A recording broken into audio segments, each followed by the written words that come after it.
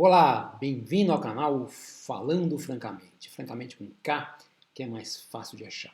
Se você não é inscrito ainda, se inscreva, deixe seu like. Meu nome é Frank Bacurau, sou formado em Nutrição e Educação Física, mestre-doutor pela USP, pós-doutor pela Unifesp e docente da USP, tá? Mas o importante mesmo é o que eu quero falar com vocês hoje aqui nesse vídeo.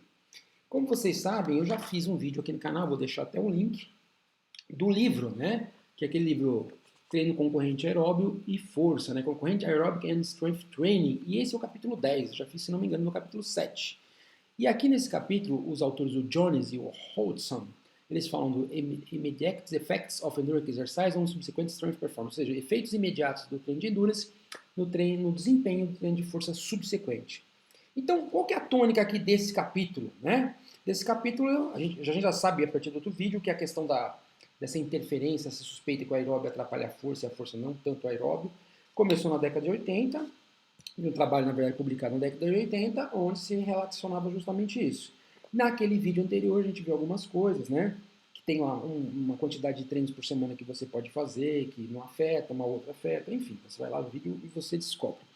Mas o que nesse capítulo aqui é a tônica? Nesse capítulo ele quer falar justamente da questão da interferência aguda. Então ele fala que tem dois tipos de interferência que tem que se distinguir, né?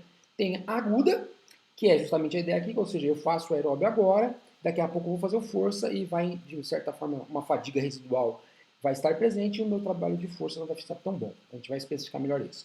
E a crônica, ela implica, a hipótese crônica, ela implica que a interferência ocorre porque o músculo é forçado a tentar adaptar-se a dois tipos de estímulos diferentes. O estímulo de força e o estímulo aeróbico. Então, a aguda relata que o problema é que, o cansaço de um treino, no caso aeróbio, reflete e prejudica o treino de força. No caso da hipótese crônica, a questão é que você vai treinar a longo prazo e o músculo ele fica ali com problemas de tentar se adaptar às exigências do treino aeróbio e ao treinamento de força, tá? Então, essa é óbvio que tanto a hipótese da fadiga residual também, né, aguda, também acabaria a longo prazo se refletindo, porque se todo treino, né, você não faz direitinho, você acaba não crescendo, não adaptando corretamente. Mas, então, vamos lá, duas hipóteses, né? Aguda, fadiga residual. Essa aguda, ela pode afetar o próximo treino, o aeróbio afetando a força, e a longo prazo afetaria, porque todos os treinos de força são feitos de forma subótima.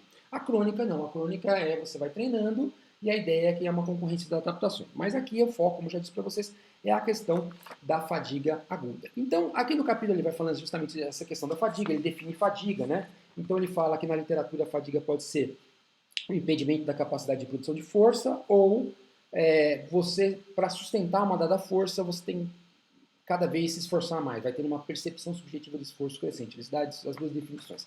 E aqui que eu achei muito bacana no capítulo são aqui são os trabalhos que ele usou, né, mas as figuras. Então aqui, para quem não está acostumado, ele coloca uma figura da fadiga, né, então como é que o trabalho de endurance prejudicaria o trabalho de força? Então você tem lá trabalho de endurance, né, por exemplo, aí você vai, por exemplo, um alto volume, uma baixa intensidade, você poderia, aqui segundo ele, você poderia causar uma fadiga central. Então, aquele exercício bastante prolongado, não tão intenso, mas bastante demorado, vai causar uma fadiga central, que é uma fadiga do sistema nervoso, então o sistema nervoso vai ter dificuldade de recrutar fibras, mandar comandos, etc., como está aqui, né?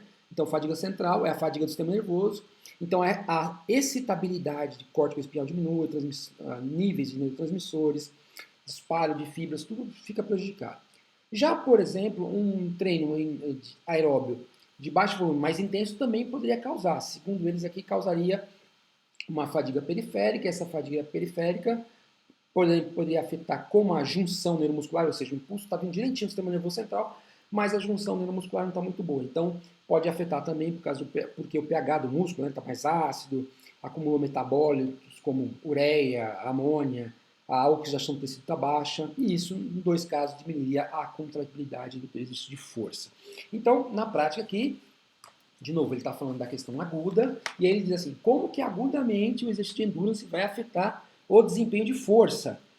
Então, ele teoriza que se for um volume muito grande, não tão intenso, o efeito da fadiga central, não é que não vai ter fadiga, não é que não vai ter nada de fadiga periférica, mas a fadiga central teria maior impacto no alto volume e baixa intensidade.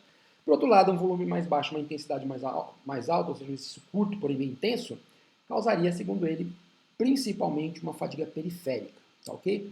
E aí eles vão falando sobre essas questões, e aí o muito legal aqui do artigo, por isso que eu quis fazer o vídeo, é que ele avalia a literatura, né, e chega nesta figura aqui, ó. Então, vou falar só da figura para vocês. Essa figura que eu achei o must, como diz o outro, né, o máximo. Aqui, essa figura, olha aqui, olha que interessante. Então, então ele está falando o seguinte, quando que na literatura você observa o efeito de interferência na prática? Então, olha que interessante aqui, ó. Quando você faz, ó, trabalho de endurance com as pernas, tá? Trabalho de endurance com a perna. Se você vai fazer subsequentemente um trabalho de força com membros superiores, olha que interessante. Ele mostra o seguinte, claro, né? Só para fazer uma pequena observação.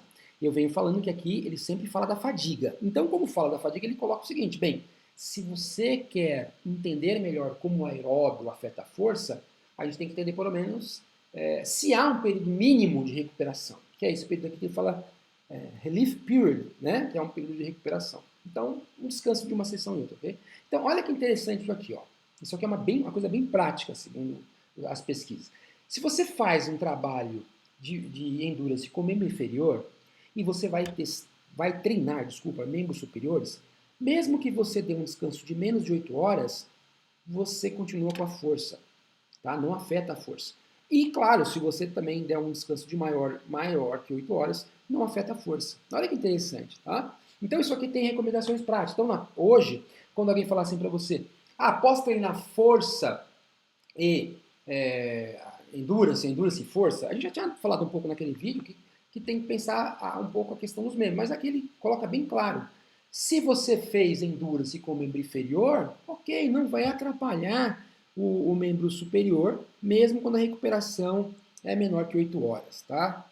E aí, inclusive, ele fala assim que se você tiver que fazer muito próximo um do outro, seria interessante que esse trabalho aqui de força, né, seja, no caso a gente vai falar aqui da perna, fosse, por exemplo, de hipertrofia ou resistência de força. É aqui nesse caso aqui, tá? Então, olha lá. Agora, onde o bicho pega, que é importante pensar uma coisa prática. Então, eu fiz lá o trabalho de endurance, tá? O membro inferior, e aí vou fazer trabalho de força para o membro inferior. E aqui é interessante, ele fala que aqui no caso, no mínimo, se você quiser treinar força, especialmente força máxima e potência, se você esperar menos de 8 horas, provavelmente a sua força vai estar diminuída. Agora, então nesse caso aqui, foi o que eu acabei de falar, ó, se você não tiver jeito nenhum, né, tiver que fazer um trabalho para membro inferior, de força, com menos de 8 horas, ele dá preferência para que você faça de hipertrofia ou resistência de força, porque essa diminuição que ele vai falar que vai ficar bem gritante na força máxima, essa interferência, a gente até falou no outro vídeo que a potência era a principal variável que afetava, né, embora os vídeos geralmente falem de hipertrofia. Então, se ele fala assim, no pior dos cenários, se você tiver que fazer um exercício muito próximo de força, faz hipertrofia e faz resistência de força. Agora, treinei o aeróbio, membro inferior, vou fazer força membro inferior. Em teoria, a maior parte dos trabalhos mostra que se você der pelo menos 8 horas, ou seja, está fazendo o mesmo dia, mas deu umas 8 horas de descanso, provavelmente não vai afetar a tua força. Tá? E aqui pensando em força máxima, potência, não vai afetar. Então, o que é legal desse vídeo? Né? Fazer um resumo aí que o vídeo já está ficando grande. Basicamente, nesse capítulo aqui, ele está dizendo o seguinte, olha, fadiga, vou trabalhar com a hipótese aguda. A hipótese aguda, ela diz que a interferência pode ocorrer ou por questões centrais ou por questões periféricas. E ele teoriza que as questões centrais, elas provavelmente acontecem mais quando o endurance é volumoso, não tão intenso. Então, aí o sistema nervoso não manda comando adequadamente para a periferia. Por outro lado, se o trabalho de endurance é um trabalho de endurance não tão volumoso, mas não intenso, pode afetar ali o ambiente metabólico da fibra muscular e ela não consegue corresponder. Então isso aí seria uma fadiga periférica. Porém, ele coloca uma coisa muito importante que é o seguinte, como é que eu posso organizar as minhas sessões? E aí ele está dizendo o seguinte, ó, eu fiz o aeróbio com os membros inferiores. Se eu for fazer o trabalho de força com membros superiores, ok. Tanto com menos de 8 horas como mais de 8 horas, não afeta a força. O grande problema, ou seja, toda essa discussão que a gente tem aí de trabalho provavelmente concorrente, aquela coisa toda, com base na hipótese aguda, é a questão de fazer o inferior da corrida, o aeróbio, por exemplo, alguma coisa inferior, como inferior aeróbio, e aí você vai treinar força com o membro inferior. Então, normalmente, se eu vou treinar força com o membro inferior, eu preciso de pelo menos 8 horas para recuperar, principalmente se o trabalho for em alta intensidade e for de potência, tá? E aí, com mais de 8 horas, que é aqui, você recupera a força. Uma coisa curiosa, só para a gente terminar o vídeo que ele fala, é que tem pesquisas, que são poucas, tá? Mas com atleta de endurance. Olha que louco. Ele fala o seguinte, só para a gente terminar. Você pega um atleta de endurance e faz esse tipo de coisa aqui, ó. Vamos mostrar a figura, cara. Você faz isso aqui com o atleta de força. Você bota o atleta de endurance, você bota o atleta de endurance para fazer perna, normal, e aí bota o atleta de endurance para fazer força, mesmo que às vezes é próximo, o atleta de endurance, então, de novo, desculpa. Você coloca um atleta de endurance, poucas pesquisas, ele faz o exercício de endurance antes. E esse atleta de endurance vai fazer a força dele não compromete, até aumenta. Mas aí eles dizem que, tá, aí a hipótese que eles têm, desses achados um pouco diferentes, é que provavelmente os caras de endurance têm uma resistência muito grande para o endurance, e esse endurance acaba funcionando como uma pré-ativação para eles, e eles acabam melhorando na força.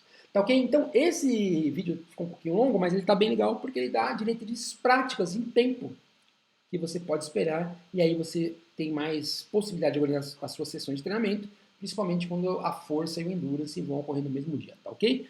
Então é isso, até um próximo vídeo, um grande abraço, curte aí, se inscreva no canal se não está inscrito, dê essa força pra gente, um grande abraço, tchau, tchau!